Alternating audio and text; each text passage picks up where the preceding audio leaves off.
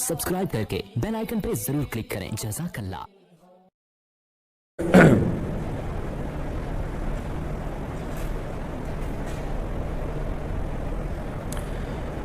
किसी ने मसला पूछा है कि ख़वातीन को ईदगाह में आने की सही हदीस है तो हमारे मसलक में भी इसका इंतज़ाम होना चाहिए। भाई जो भी मसला पूछा करें ना तो अपना नाम ज़रूर डाला करें उसमें, ठीक है, किसने पूछा ये, इल्ला ये कि कोई बहुत ही कोई ख़ास नौइयत का मसला हो तो एक अलग बात है। ख़वातीन को ईदगाह में आना सही हदीस में, सही है बुखारी में हदीस है, नबी सल्लल्लाहु अलैहि वसल्लम ने फरमाया कि औरतों को ईदगाह में लेकर आओ, यहाँ तक कि जो उनमें हाइज़ा औरतें हैं जिन्होंने नमाज़ नहीं पढ़नी उनको भी लेकर आओ, ताकि वो मुसलमानों के साथ दुआ में शरीक हों। इसमें कोई शक नहीं, असल हुक्म इस्लाम में ये है कि औरत को ईदगाह में लाया जाए, यहाँ तक कि जिन्होंने नमाज़ नहीं पढ़नी वो भी आएँ ताकि मुसलमानों के मजमे में शरीक हो जाएँ।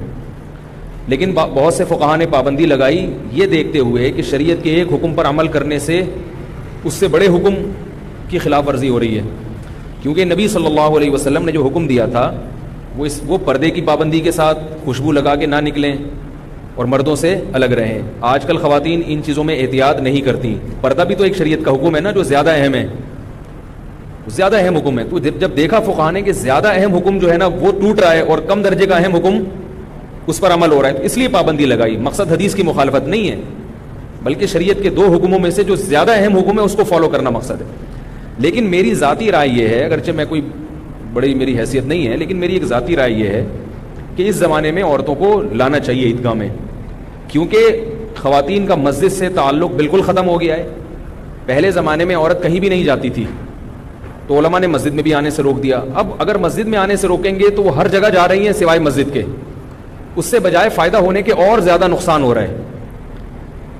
यानी फ़ायदा होने के बजाय क्या हो रहा है भाई, देखो पहले मस्जिद में आने से भी मना किया था, अब क्या है मदारिसुल बनात बन गए, तबलीगी जमात में भी ख़वातीन जा रही हैं और यकीनन जाना ज़रूरी है, क्योंकि अगर नहीं जाएंगी तो दीन सीखने को पहले घरों में मिलता था, अब नहीं मिलता घर में दीन। तो अगर वो ईदगाह में नहीं आएंगी, नुकसान ये होगा कि वो बिल्कुल ये जो हमारे बड़े त्यौहार हैं इनसे बिल्कुल डिस्कनेक्ट हो जाती हैं। वो आहिस्ता आहिस्ता जो उनका रिश्ता है ना दीन से, वो आहिस्ता आहिस्ता क्या हो जाएगा, ख़त्म।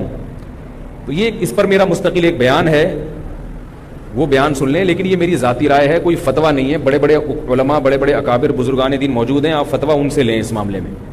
ये एक राय है और जिस राय में बहुत ज़्यादा इख्तलाफ भी किया जाता है मुझसे इस मसले में कि ये कैसी बात कर रहे हैं।